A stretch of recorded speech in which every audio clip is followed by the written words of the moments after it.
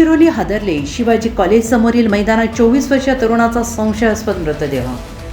हत्येचा संशय, पोलिसांचा तपास वेगात.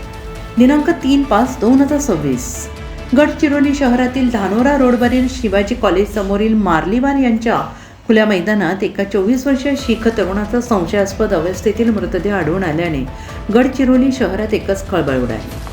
रविवारी सकाळी सुमारे 7 वाजण्याच्या सुमारास ही धक्कादायक घटना उघडकीस आली असून परिसरात भीतीचं वातावरण पसरलं आहे. मिळालेल्या माहितीनुसार मृतकाचे नाव हरबचन सिंग खन्ना सिंग पटवा, वय वर्ष 24, राहणार गोकुळनगर असे असून तो स्थानिक पातळीवर परिचित होता.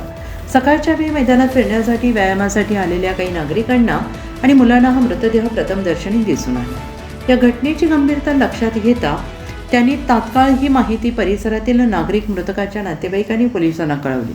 घटनास्थळी आढळलेल्या परिस्थितीनुसार मृतकाचे नाक, तोंड तसेच गुप्तांगातून रक्तस्राव होत असल्याचं दिसून आलं.